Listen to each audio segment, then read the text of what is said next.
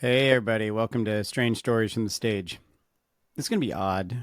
I my my interface, my interface from long ago. I have an Apogee duet from way back, but it's so it's such a stellar, clean interface. I love it, and I can't see the screen, so I have no idea. Like my levels are all being adjusted through the app, but that's it. And I don't have a lot of control.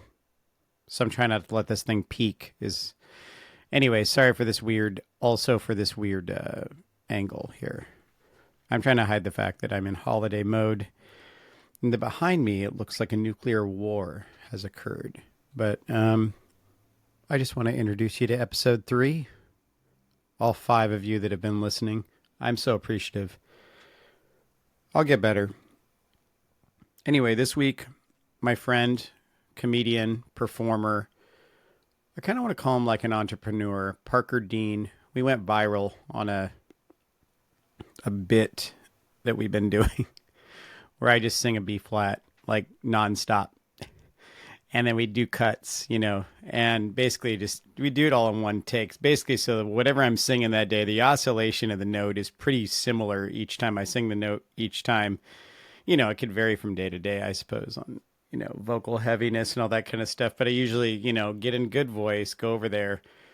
We find a location, we find a premise, and we do several takes of this B flat. And we've done several of these. They're really funny, or I think they're funny. They're his idea. He really came up with a lot of this premise. I mean, we brainstormed it together, but he had the brilliance. The first one where he just kind of has this 1,000-yard stare into the oblivion, just hating his life because he's roommates with an opera singer who just sings this B flat, doing everything, working out while he's watering the plant, in the kitchen, in the bathroom. So we did another one with the Music Center, which was hilarious, where we just went to all different places of the nooks and crannies of the Music Center, downtown LA, where I work, Disney Hall and Dorothy Chandler Pavilion, both at the Opera and the Master Chorale. And so we we did a bit there. And we did bits over at his place and my place, just singing a high B flat over different styles of music, which was ridiculous.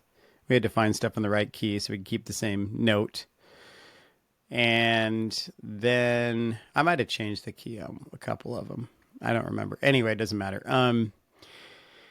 Then we're going to do more, basically. Anyway, he's a good friend. He came to a couple of my performances with Pacific Opera Project and was super supportive and has been super supportive of my comedy as I have of his. And he's doing a lot of live streaming. He's shaved his head, I think, since we did this interview way back in, I think, just a couple days after my birthday. So sometime in June. This is old, but it's December. So I just want to wish you all a happy holiday. All 5, 4, 3 of you that might be listening to this. I'm so appreciative. Again, I'm not trying to make light of this, but I know podcasts are, they can be boring, probably like this intro.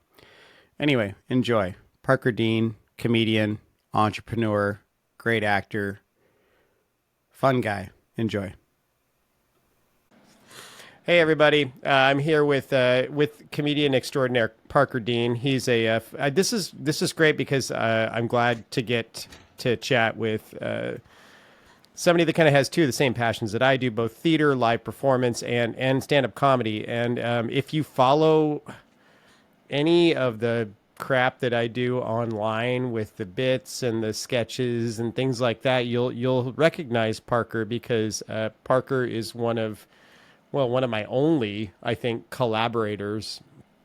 And we went viral on this one idea that Parker had. We kind of collaborated on, and he just he simplified this bit. So he distilled it so perfectly that we used it for 4 different and counting, I think, 4 different reels. So it's been going really well. I can't thank you enough for just distilling it so perfectly and saying, no, let's just do this. And it was brilliant. It was the simplest idea, which most of them are that are good. And so I credit you with just coming up with that amazingly simple plan of just like, no, we're just going to keep this simple, one note, do it. And for those that don't know, that was about a reel about being a roommate with an opera singer and then just doing various activities with your opera singer friend or your opera singer companion or whoever you, if you're lumped together with an opera singer, this is what would happen. And I think they're quite funny, and they've gotten incredible reaction for those that when it's gotten pumped out enough times for people to see. There's not been one bad comment about it. So it's one of the most positive and funny and just pure silly one of the things only I've ever done. one of the only positive comment sections on the internet, I think. I That think seems so. about There's not right. much you can say about it. Make fun of it as a mosquito, but I think that's welcome, with the Yeah, yeah. Doppler effect. So yeah, I hmm think it's great. Do So we have check to it move out. in together now because we're We roommates? can. It would be fun. It would. We'd have at least. Yeah, I think before we started fighting, we'd have at least a good week of solid banter. Banter and Yep. fun. Maybe some good board games. Things like that. hmm So basically, I just want to talk about. Well, first of all, let me get a rundown. I want to. I'm doing all the talking here. Let's talk a little bit about your performance experience as an artist. And I consider stand-up comedians to be artists, and this to be an art form, and to be a section of the performing arts, if not one of the hardest, most difficult to master, which is why I think people don't often credit it as such, because it looks like you're just pulling it out of your ass, which you're not. I mean, it's like this is really well crafted, well timed stuff. So give me a little rundown of your experience, how you got to where you are now, and I'm just gonna let you press play and go for it. Sure. First of all, can you hear me chewing gum in the in the microphone? Please Not tell too me no. bad. No, you're good. You're Not good. too No, you're bad. good. That means a little bit, I Just guess, don't. for No, you I guys. haven't heard any. I haven't heard any ASMR effect on it Okay. yet, and I'm wearing All right. biodynamics. So yeah. I don't want people watching this for the ASMR gum sounds. That's not good. I Hey, kink is fine. Yeah, think it's fine. Yeah, indeed. I fetish is fine. all right. That's fine. That's fine.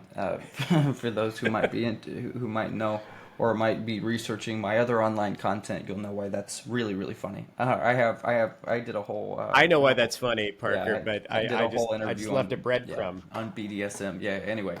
All right. Anyway, Getting go follow into theater Parker. stuff. Yeah. First of all, thank you for having me on your podcast. I appreciate it. Second I don't thing, know what I'm doing. that's all right. That's all right. Most of us don't. It's all good. Thank you for having me on, and also congratulations on 10,000 followers on Instagram. Thanks. I don't know how that happened, except for just being persistent with this thing. No, yeah, you just got to keep posting every day. It's the most boring advice in the Yeah, world, but it's just very accurate. Yeah, you just got to keep going. But no, I mean genuinely, that's amazing. You finally see the K on the on the followers. yeah, that was That's pretty weird. cool. It was on my birthday too, which was like, oh, this Really? is kind of cool.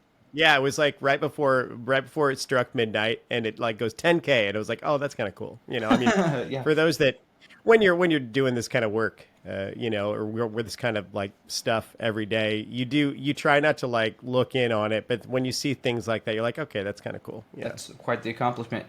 It's so funny. You know thanks. D'Angelo, our friend D'Angelo, right? Yeah, yeah, yeah, yeah. His birthday was recently as well, and right before his birthday, he hit his first million views on a video on TikTok.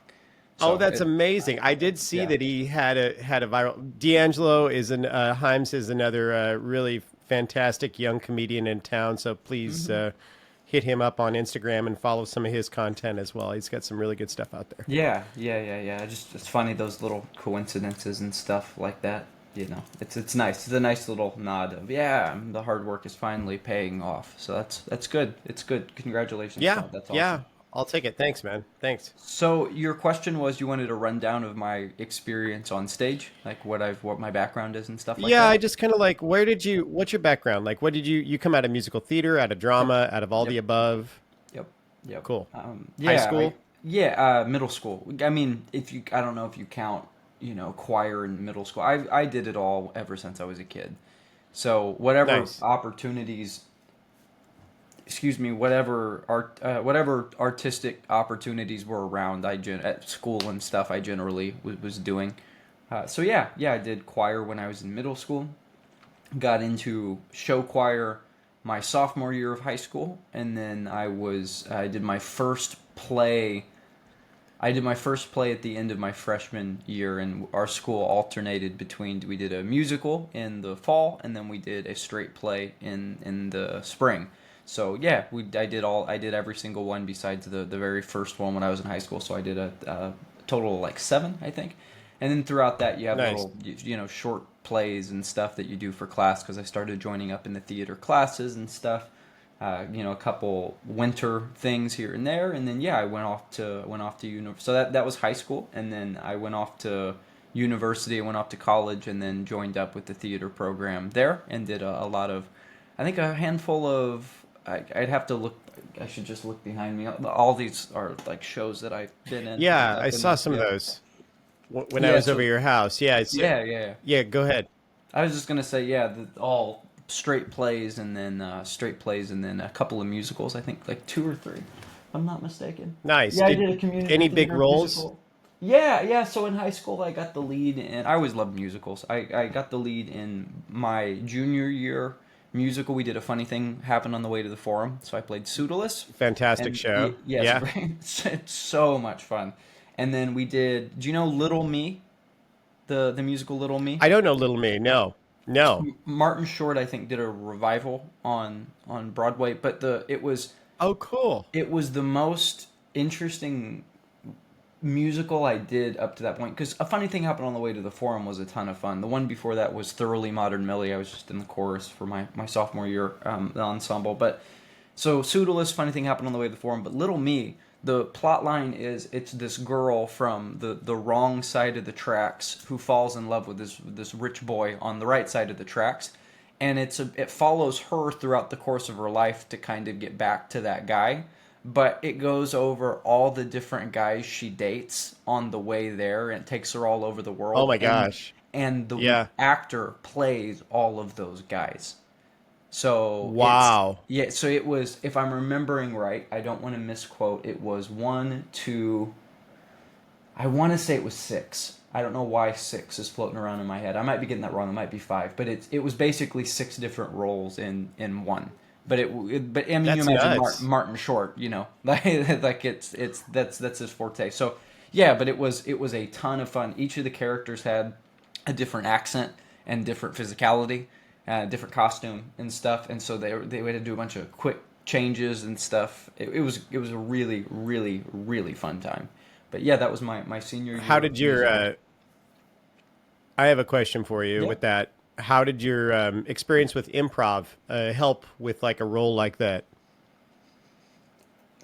It was it's so funny you asked that. That was the first show I ever used live improv during. Really, like I mean, you have little things that Really? go wrong here and there, but it was the first time I ever improvised a line mid show, Tell and me it about and that. it worked. Tell me about It that. was it's so cool looking back. Like I did it. And Yeah. when as a not only as a kid, but I don't know, a lot of I think artists are very self-aware and stuff. So when you are already there's the pressure of I'm a kid trying to figure it out. You also have the I'm an artist, people are watching me on stage. So it's really cool when you take a risk and it pays off. And so what happened was this. So it's in the play. I'm playing. The main actress. The character's name is Belle, and Belle is now in Eastern Europe, I think, and she's about to fall in love with this. This is the scene where the prince gets introduced. There's this Eastern European prince, and so they're at a casino. And the way we had the stage set up, it had to be a very, as you can imagine, if you're going all over the world and stuff, it had to be a very versatile set. So how we had it set up, they called it the crab.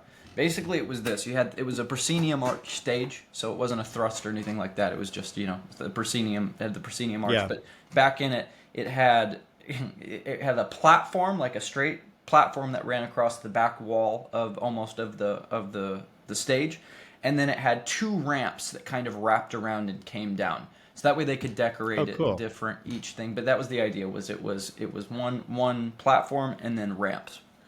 And unfortunately, being a public school in Indiana, there was not a lot of funding for sets. And so it Right. was like a process of figuring out how to make this. It was always safe. We never had any. You mentioned your other guest had like some lights that might have fallen down or something. Something might have gone. We never had anything that crazy. We had, I don't know. Funny enough, we actually had a pretty advanced rigging system for curtains and stuff. But Sure. anyway, Yeah. uh, when we built the sets, we didn't have. I don't know. I just remember the point was with, I think it might have been the character shoes that we had. They're very slippery, so Yes. it Yeah, became, incredibly. If you don't rosin them up, then you're in for it. Yeah. and we hadn't. So the entire rehearsal process, people are sliding up and down the ramp. So people are trying to go up and down the ramp. There's this scene where we're all on a boat and the boat is drowning, so it's like chaotic, and people are running around and people are running up and down the ramp and falling off the ramp. It was amazing. That's awesome. And so eventually we got it to where we sprayed down the top of the wood with some sort of, we treated it with something, and it gripped the shoes a lot better. So it was Yeah. fine, but we didn't do that the first night. It's opening night, and I'm playing the prince in this scene, and we got three people that are walking down the ramp simultaneously. We have my best friend at the time, who he had different roles throughout the musical, and he's playing my right hand man. I Okay. think his name was Yulnev, if I'm remembering right. Anyway, he's walking next to me, and then there's a guy behind me who's my royal bodyguard, basically. Now, I was the prince, so I had this really long cape that I was wearing off the back of me. And so he was just holding the cape, basically, as we're walking down. And so it's this casino scene or whatever, and we're walking down the ramp all at the same time. My friend next to me walking down, and then the guy behind me. And by the way, I'm quite short. I like to say I'm 5'7" on a good day. Guy behind me was very tall. He was a big guy, and so that's important later on. So we're walking down the ramp, Yeah. and the scene is I'm telling my right hand man I have to gamble. Apparently, my country's in a tremendous amount of debt, and so I have to gamble to save the country, basically. And we're at a casino because we're gonna put it all on black or something on a roulette wheel. Is the idea. You're going And all so in. Yeah, yeah. going all in because it's the only option left as far as I'm concerned. And my right hand man Right. is pleading with me, saying, "My prince, please, please don't gamble. Please, you don't know. There's another way you can do it. You don't have to gamble." And my line is, "You'll live. I must gamble. I have to get." That was the whole vibe. Was don't do it. I have to do it. Right. Whatever. So we're Yeah. walking Yeah. down. We're walking down the ramp, and it's opening night.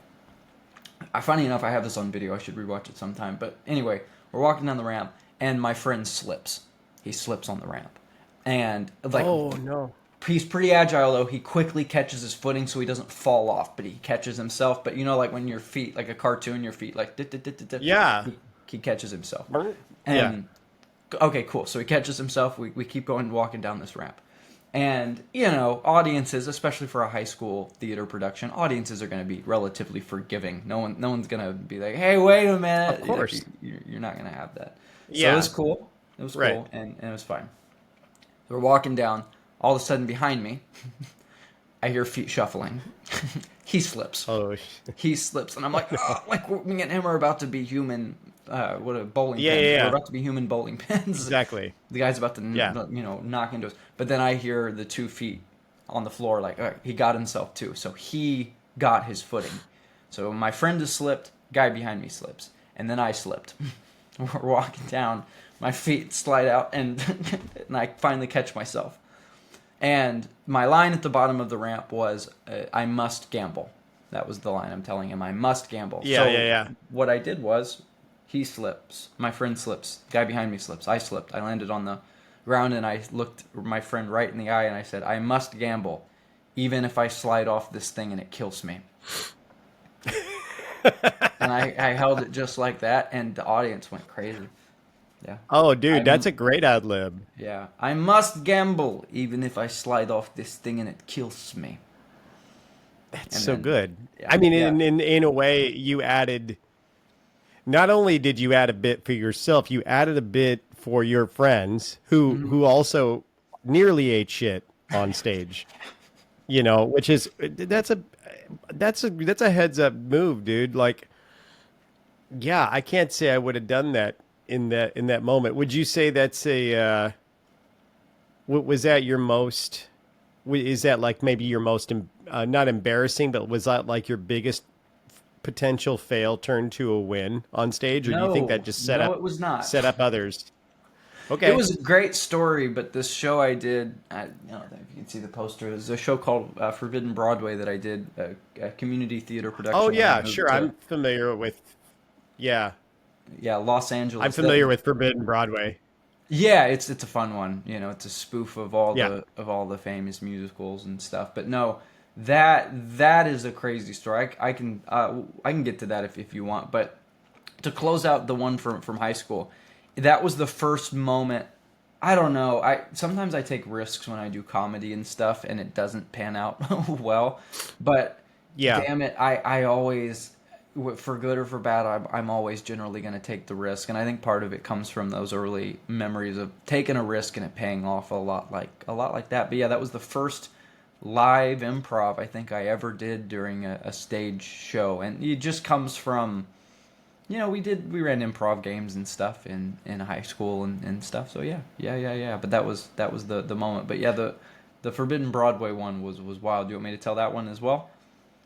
Yeah, well, I was just going to follow up with what you had to say because I was my question was that the moment that like because those moments I find those moments really seal something in your spirit like when you take the move to like to trust fall into something like that, whether it's I've had these moments too where I just remember it's like you're at this precipice and it's like you've just got to you kind of have to push fuck it and go and see what happens and try Yes. something Yes. because you realize that there is that pressure on you and you can either fold or you can proceed forward and just take Yes. a big swing and see what happens. Yeah. And I just that's interesting. That's a good moment because it happened early for you. There was a moment like this for me and much less exciting. And I remember I'll share with you really quick as you're setting up this next story. But All good. when I was in junior high, it's just a stupid story, but it does kind of like solidify some stuff. I remember I was doing we were doing operettas as like little kids, and we did these Gilbert and Sullivan renditions, these 45-minute runouts of like HMS Pinafore and Pirates of Penzance. And I remember this feather in my cap, literally a feather in my cap, falling off. And me just like stewing about it because it landed center stage. And I Mm-hmm. just was like, I didn't know what I was going to do. And there was no I was supposed to be hiding, and so that was a clear like piece of my costume that would give away that I was in the vicinity. Like I was thinking the story in my mind way hard, and I was like, I've got to get. So like you see me like scurry out during somebody else's line and grab the feather and scurry back into the hiding place, and it got a laugh. It's the same sort of move where you're Yeah. just like you try some shit, you're like, man, okay, if they don't see me, or if the perception of they don't see me, then I'm still hidden and they never saw the feather. It was just so important to me to like get that detail down. And I think moments like that are the things that solidify you. I don't want to say storyteller out loud, even though I just did, but like of just getting to the point of the story. Like we got to get these facts out here so that the audience gets what happens from A to Z. You know, it's like whether it doesn't go by the script one way or another, it is live theater. This is what we do. You know, it's like Yes. we have to get to the point of the story. You know, for the audience. Yes. All right, tell your story. I want to know about it. No. It's all good. We'll get to it. I know. I think that's a number one. That's a great story, and that's funny. What you said highlights a really important thing. You have to, not only do you have to get your costume, you have to, because it, not only do you want your fucking costume, like I got a piece of my As a clothes fell off. child, I was like, oh my, I I need to yeah, get it right. But also, even what you said, you have to keep the perception up that they don't see you. So, yeah, in terms of the other actors on the stage, so maybe they clocked you out of the corner of their eye, but as long as the reality is upheld within the context of the show, then you're good to go. But in that way, it creates a funny moment. I've seen a lot of live theater shows where something like that happens, where a prop is left on stage or something, and for me at least, I don't know if it's just because I zero in on that sort of thing, but it, to me, I would think for an audience, it creates a tremendous amount of tension because you can't plan that. They know something's going wrong, so you have to Well, right. figure out how to fix it.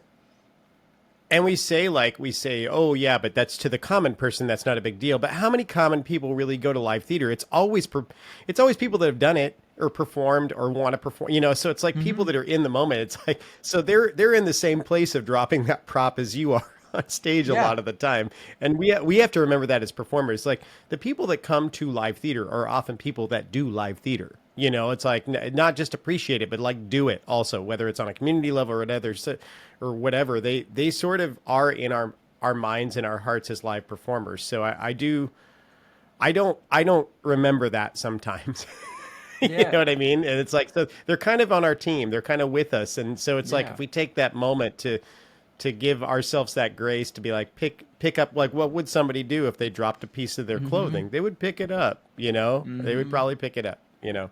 Yeah, and I just wanted to highlight there's an extreme amount of, I, God, this is going to sound such a pretentious phrase, stage intelligence. I don't know if that's the right word, but even No, as a that's child, there's a tremendous amount of intelligence at play there for you in that story when it's, all right, I got to get the feather, but then they can't see that I get the feather because then that would destroy the plot line. But then the audience is going to see me get the feather. So how do I get the feather? And it's there's a lot that you got to put into work, and you did it. You nailed it. Apparently, that's good. That's really good. well, it just worked. But again, it comes out of this weird perfectionist zone of also of like almost not trying it, Hmm. because you don't want to screw it up, too. So Yeah. it's that moment of like, do I do this? Do I not?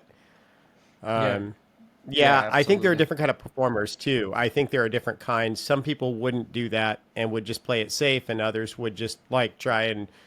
I think it kind of defines the type of performer for whoever you are. I'm a bit of a wild card in that way.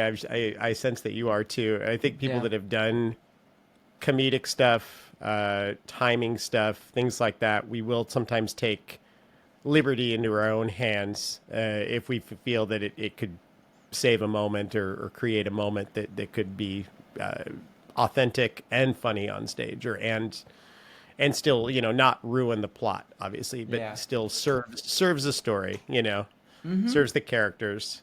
um, Absolutely. so what's your crazy story? So when I moved to LA, I don't want to say I like it when things go wrong, but I it do. just You can say that. I live for that shit. As a yeah. performer, as a live performer, I live for something to go out of the ordinary. Like being in an opera chorus for 14 years, you want shit to like you want some Keystone Cops happening. Like you Yeah. want a little. I mean, as long as everyone's safe, but you don't want things fall. By the way, that thing falling from the ceiling, Yeah. was it a level opera house with a multi-million-dollar budget. So it wasn't a town and gown situation. I just wanted to share Gotcha. that with you. Okay, Yeah, I want to hear gotcha. about your story. Gotcha. Yeah, it's I'm trying to figure out how to do that in stand up because stand up I've been doing stand up for a little like close to 2 years now, and that I don't know, when I tell that to people they're like, "Wow, like 2 years, that sounds like a lot." It's actually not stand up. A It's lot of nothing. It's ev- nothing. Yeah. every successful comedian I talk to says, "Yeah, it took me about 10 years to find out who I was on stage." I'm like, Same "Oh, here. Jesus. All right." Same here. Yeah, Yeah. same. Yeah. So it's weird to try to figure out how to improvise while not really having any rigid structure to improvise against. So I don't know. I'm figuring it out. I've tried to. I just to pivot really quick before you tell this Yeah, story. Let's get into the stand up a little bit because that's sure. part of live performing too, and I can share my experience because I've only done it for a year. So you've got a year on me, and it sounds like we're both feeling the same sort of like, wow, really, 10 years and to find your Mm-hmm. voice and all that. I find, when I'm writing my material, when I don't know about you, I'd be curious to know about because you are trying to riff on something that's not concrete because you wrote it, right? So Mm-hmm. you immediately find this freedom of breaking it because you're like, I don't give a shit. I wrote it. Like I can mess with it all I want. I can stretch it. I can put a joke here. I can shuffle the order. I can do all these transitions and mess with it and do all the. That's how how I'm structuring it. Do you find it easier to riff off of stuff that you wrote more concretely, like earlier on? I do. I'm just saying, I scripted stuff a lot more when I first did my first Type 5 or Type 6. I scripted it a little bit more, not concisely, but more concretely, I would say. So the words that I said were the words that I wrote. It wasn't so much of a colloquialized version of an outline of jokes. It was like, this is what I say every time. Breaking out of it was easier in some ways and jumping back into the script because it was so specific. I don't know. Have you found that a difference in Yeah, I that? mean, I've changed a ton. I didn't really know I've never had any formal training in stand up. I had a lot of training Yeah. in live theater. You know, when I went to college, that's what I studied. One of the things I studied in college, I studied theater. I got a theater degree. So I have a lot of training in that. I did a class out here in the Groundling School in Los Angeles. I also did a mime class, which was a lot of fun. I have a lot of training with live, I'd say live theater, but stand up for me has always been it's. I don't know if you feel this way. I think a lot of artists relate to this. I was scared to death of doing stand up for a very long time. I think I've come to terms with that, Same. and I Yeah. ran from it for a long time. And I found that I was trying to do stand up in every other art that I was doing. I was trying to do stand up That's without stand up, you know? That's And exactly this. I cannot describe what you're saying right now. I can't echo enough. Keep yeah. going. Yeah. So I was always doing it for the laugh. That's why I loved musicals. I think to me it was the closest thing to stand up. It's this zany a friend of mine. He's a successful actor. Same. Shout out to Alan Harbold. He's getting paid to do a musical in Atlanta. I'm really happy That's for my friend. amazing. Yeah. That's amazing. Yeah. He's a great guy. Congrats, But Alan. he had a phenomenal way of looking at because he loves musicals. He had a phenomenal way of looking at musical theater, which is it's an exaggerated version of reality. And I was Yes. like, yeah. I was like, opera's got to be the same in the same vein Yeah, of I mean, it heightened version of absolutely. I'm reality. assuming. Yeah, and Yes, on so many levels. so that to me that's very much stand up. The very much stand up is an exaggerated version of reality. When I've enjoyed like I'm watching a lot of Steve Martin right now, and that's so him is just He's non so sequitur, brilliant. crazy, fun, exaggerated reality. Yeah, yeah, Have you? Hey, really quick. yeah. Have you listened to his master class I'm yet watching it right on now, master? man. I'm It's watching it so right now. good, isn't it? Like it's Yeah. so brilliant. I've seen it. I've actually started it a second time just to see what nuggets I can pull that I missed. He's so good and so specific about the material. Anyway, if y'all haven't done that, Yeah, it's great. for By the way, anybody, I would say because he's just such an entertainer. Yeah.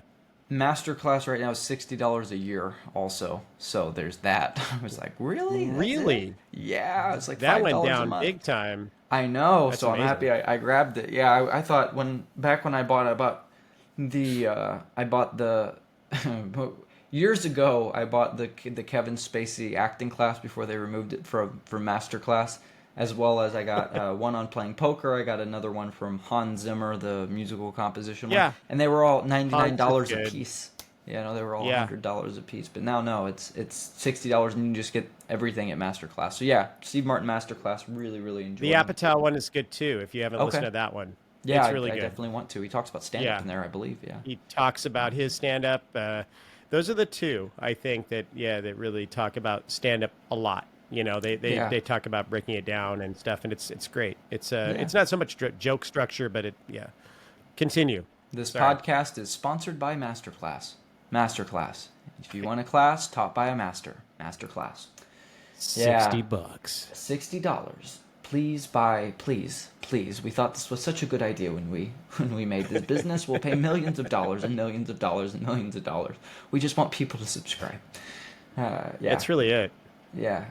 Unfortunately, it should be more, I guess, because it is they're really good classes. Like I It's would say, incredible.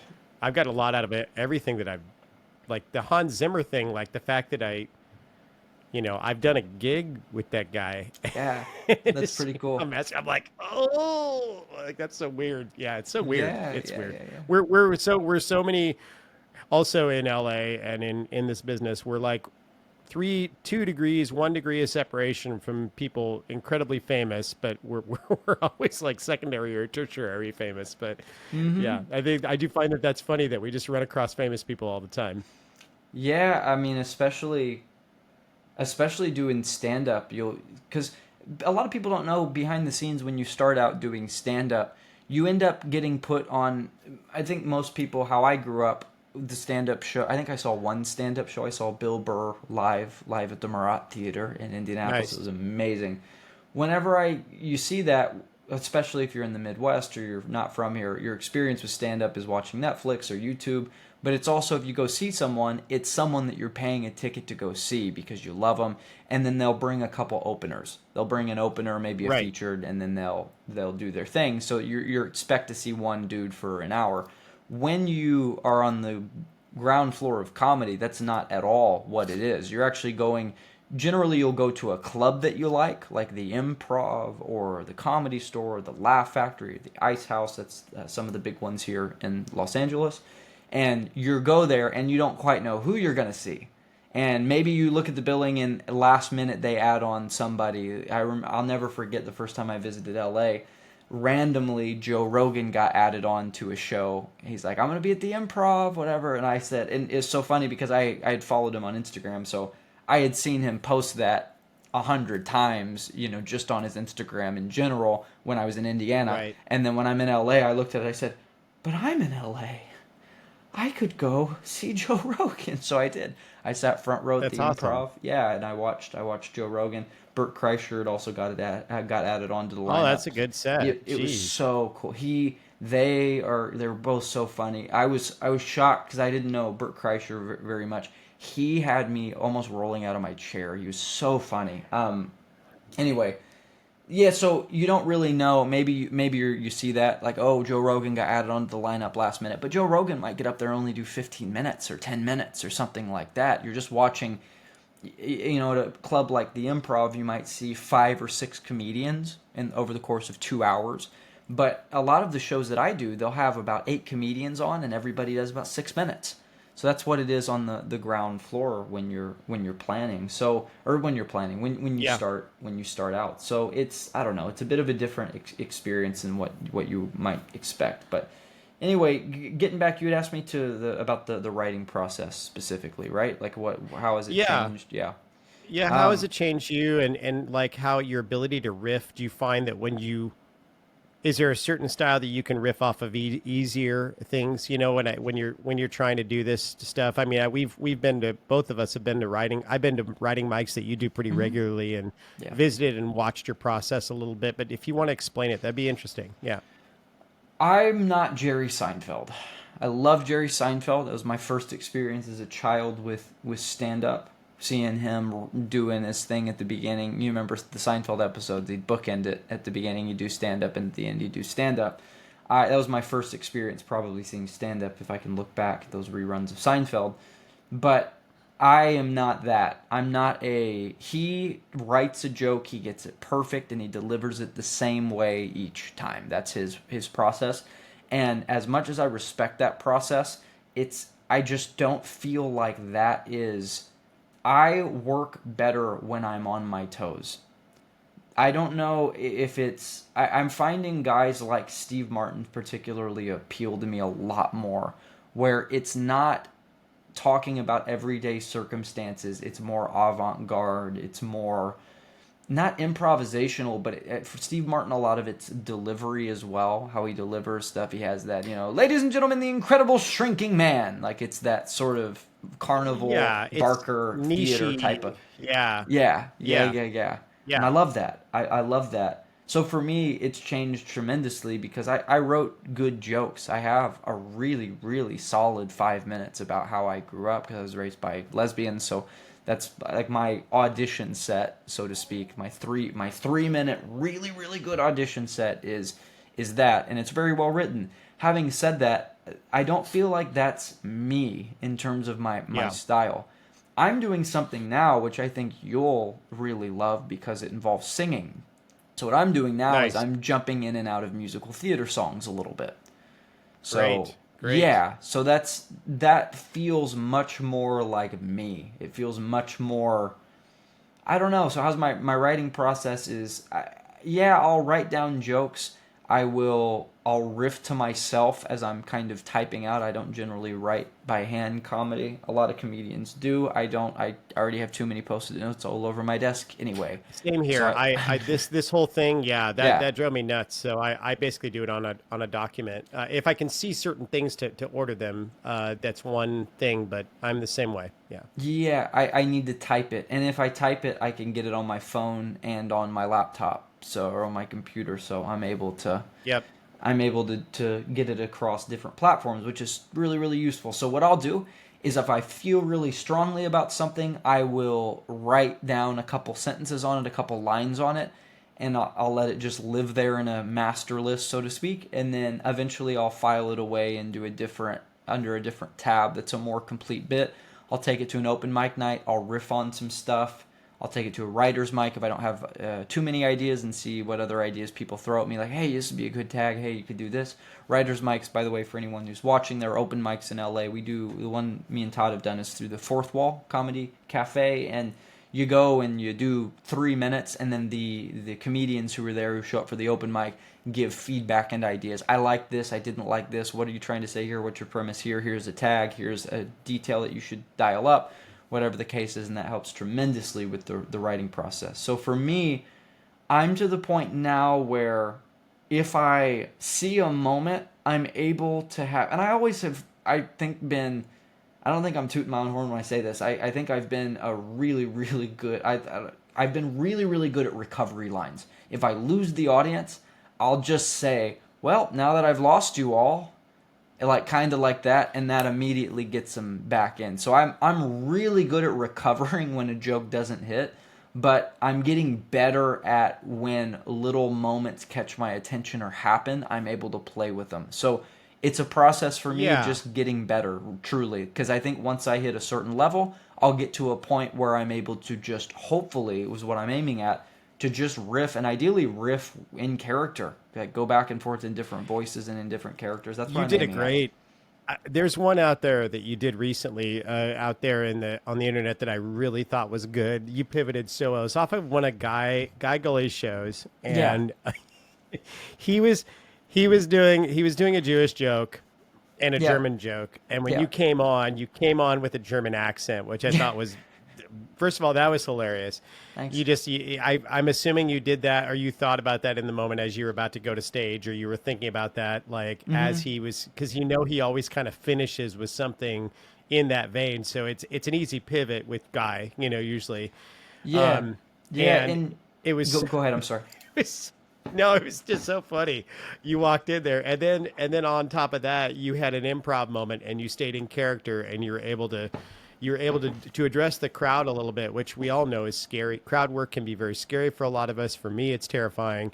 I'm getting better, but at the same time, that I just wanted to compliment you. I thought that was a really good. You should check out his stuff, everybody, his Thanks. comedy. But I really thought that Parker, you did a good job there. Good pivot. It was a very quick moment, but it got it's moments like this that get the audience, I feel like, on your side and in your corner. And once you get the room hot, then you can almost, I don't want to say you can say anything, but it's about your timing more than it is your content at that moment, and about your showmanship. And that was great. Thank you, thank you. You gotta command that stage, man. That's the thing with crowd work. If you, in my experience, my very little, I'm getting better at crowd work. I'm doing a lot more of it recently. But when you ask an audience member a specific question, most of the time, in my opinion, most of the time I see crowd work, at least when it goes wrong, it's because the comedian asked a bad question. It's not generally the audience. Like comedians, we forget most people's biggest fear of their entire life, the thing that they have nightmares about, is public speaking.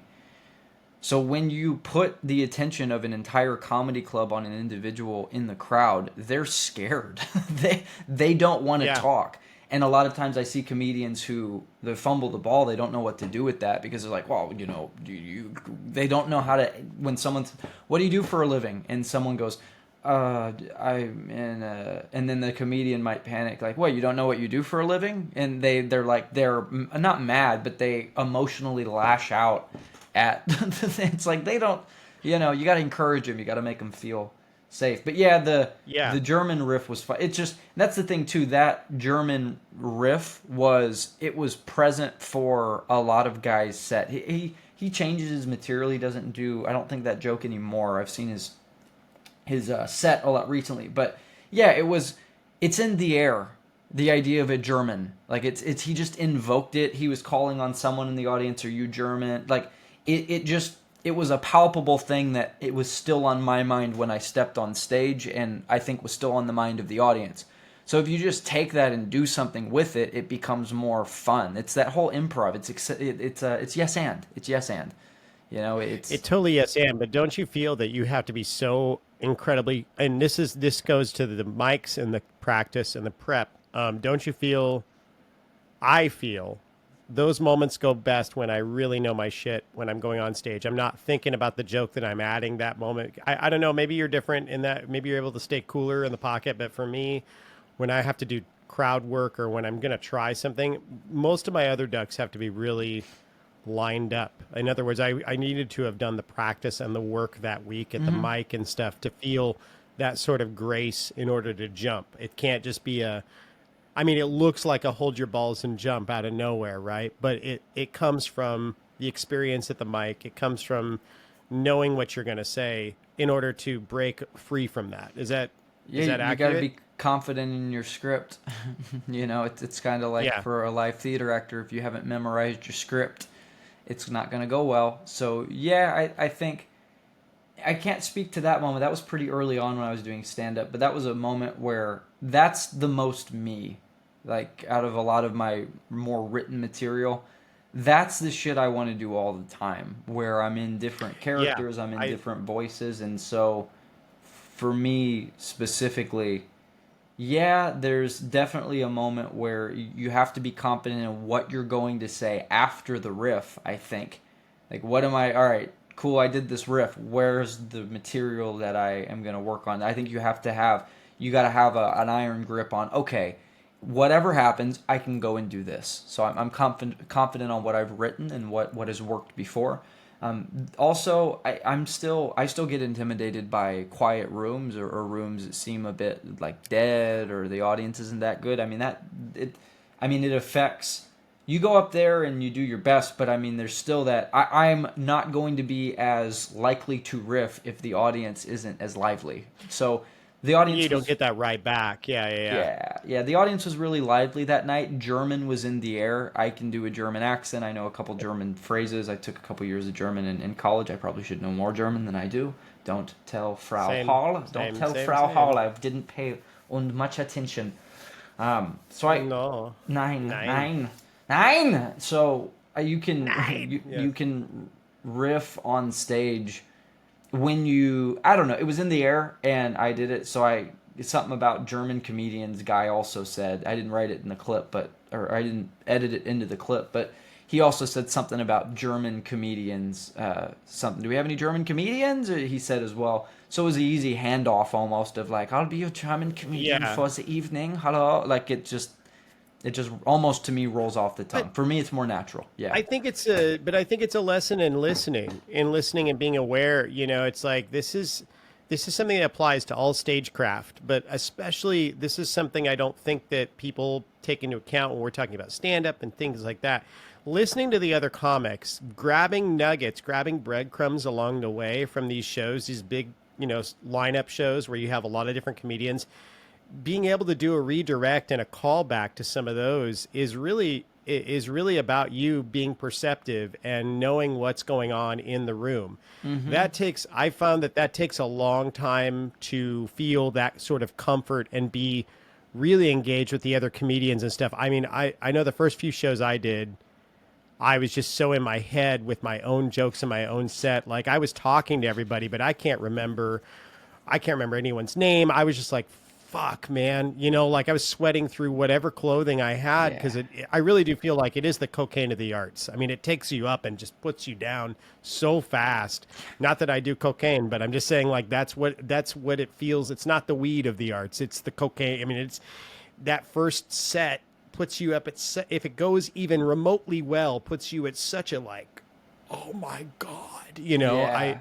I can't describe it other than that. It just you feel literally like you're at a mountaintop. And I've sung high notes and done big rolls and all these things, and that 6 minutes, that first 6 minutes to me was one of the biggest highs I've ever had in my life. Yeah, Like it's just of incredible. performing, of just pure joy. Yeah.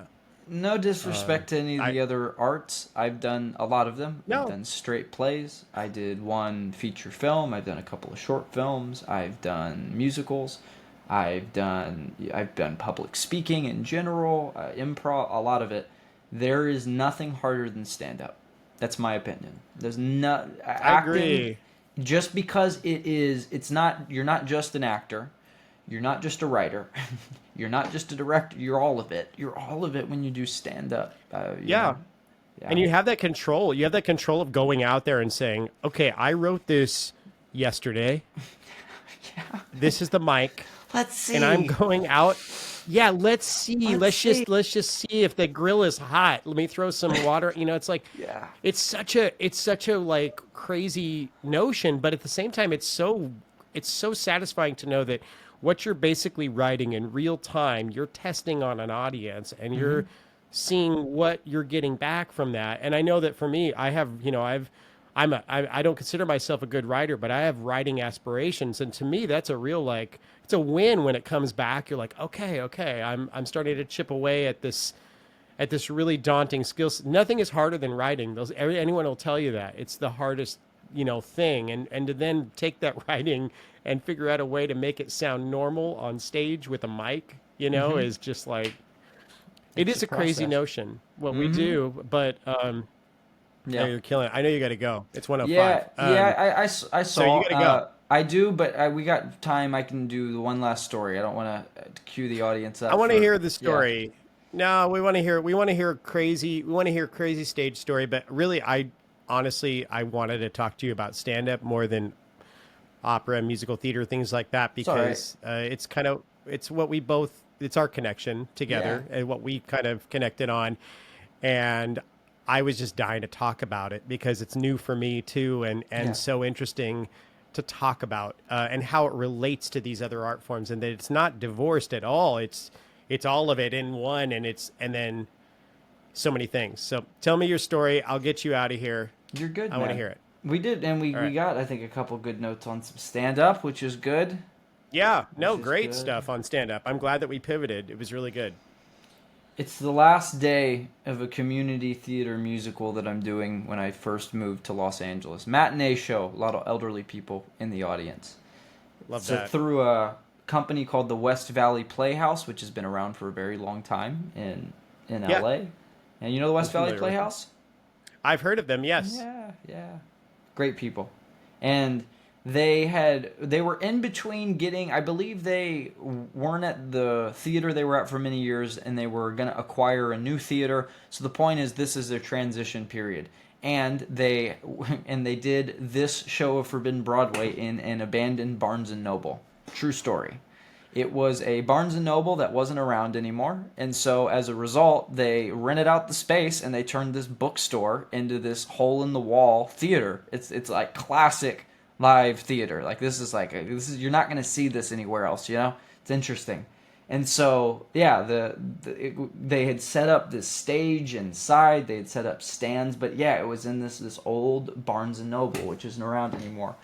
And so it is the Barnes and Noble is attached to a mall. It's attached to a shopping mall that I think also was out of commission. I don't think there was anything in it anymore. It's up in Woodland Hills, if I believe, if I believe if I'm right. And so matinee show Sunday, a lot of elderly people in the audience, like 2 p.m.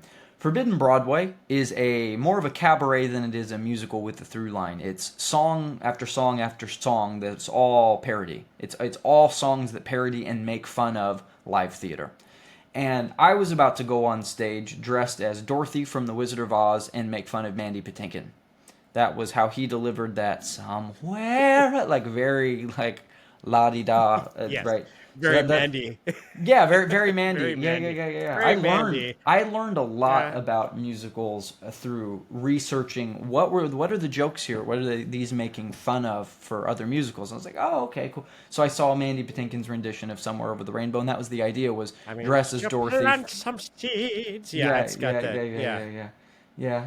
The so it was, instead of Somewhere Over the Rainbow, it was somewhat overindulgent, because Mandy Patinkin, the way he Fantastic. sings is somewhat over. It's very, yeah, overindulgent, some might say. That's what the song was. So I'm chilling backstage. I'm just sitting down in a chair. I just remember sitting down, and I'm about to go on, and it's just me on stage, probably in front of 40 or 50 people. I don't know. I don't remember the exact number. Let's just say 40. It's 40 people. And so I'm about to go on stage, and I'm sitting there just waiting. I'm dressed fully as Dorothy from the fucking Wizard of Oz, and all of a sudden I smell what I think is someone smoking weed. Like I like, what the hell? Like, why is someone smoking? Like, is someone in the fucking, like, the dressing room is right behind, the where they've set up the stage. I'm like, someone really toking it up, right before whatever. And I'm sitting there, Yeah. what the fuck? And then the smell gets stronger and stronger and stronger. And very quickly, everybody in the cast begins to realize no one is smoking weed. There is a skunk that is sprayed somewhere random, where we think in this location. It is exactly as bad as you think it is. It's absolutely overwhelming, and we're like, what the fuck is going on? Now, in live theater, again, show must go on. So we're still rolling, but we're thinking we got to solve this problem very quickly.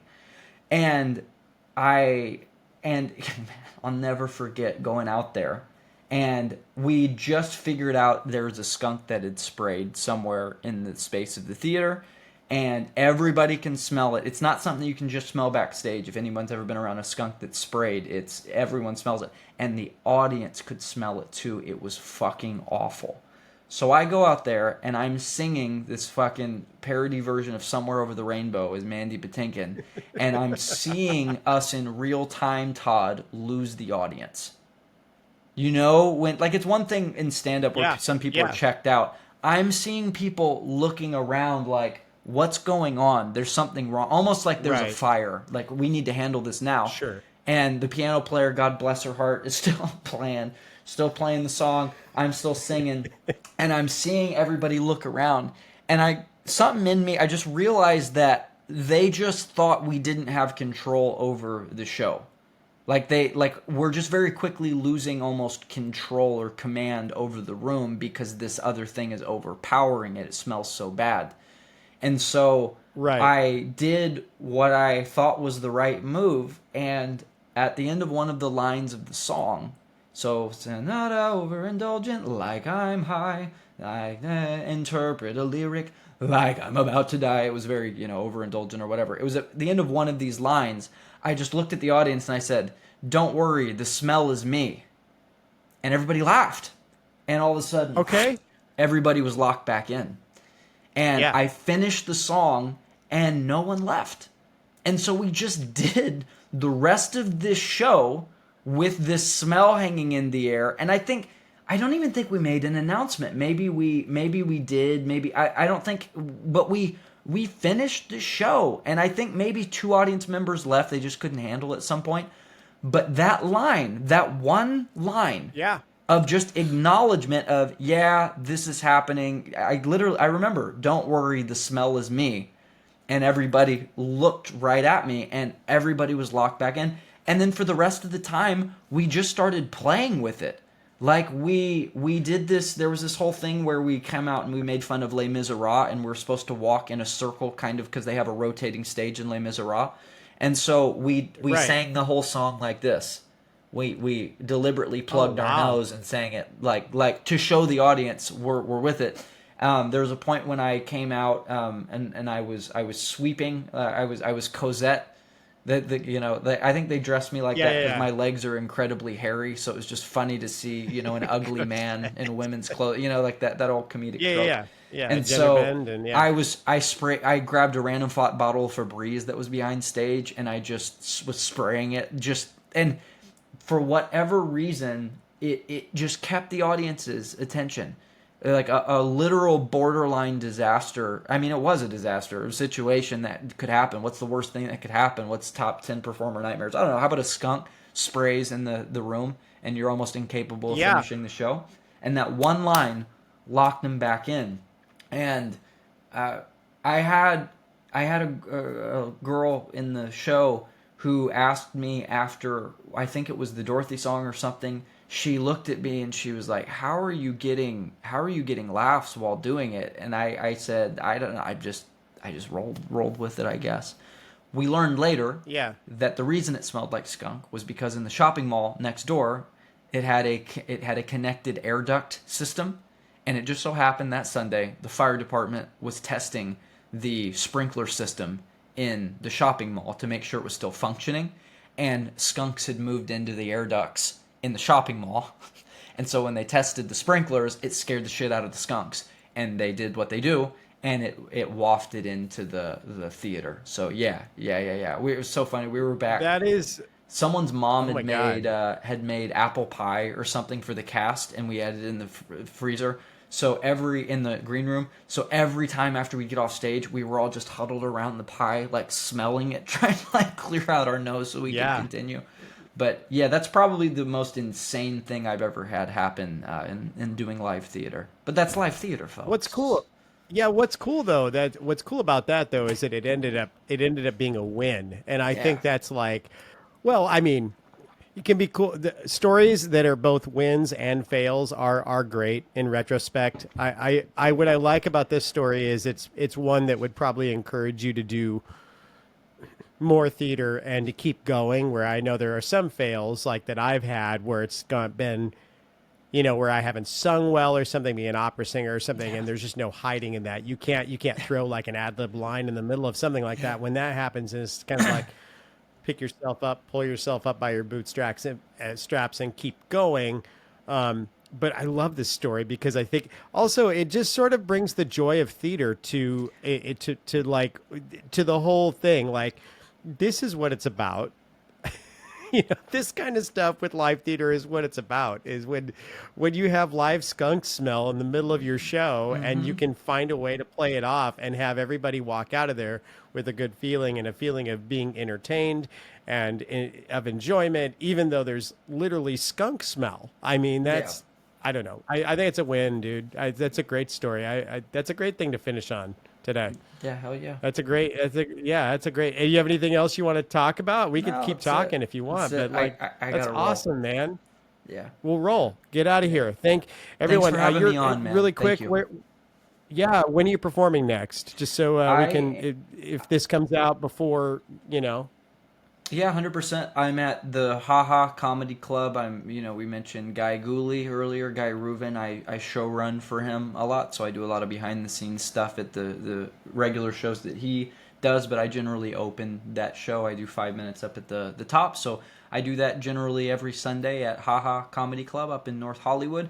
I also am going to be right performing on. at the Jimmy Kimmel Comedy Club in Las Vegas, July 12th and I saw 13th. that. So super, super That's psyched so for that. awesome, dude. Thank you. Congrats on that. That's Thanks, great. man. Who's that with? That's with Kat, or who is that Cat with? C. That's Cat C. She's filming Yeah, her Kat hour C. special, and she's kind enough to bring me along and have me host one of the shows for her, and then do some time on Saturday as well. So, yeah, That's a big name club, man. So congrats thanks. on getting some time there. You have to tell me all about it.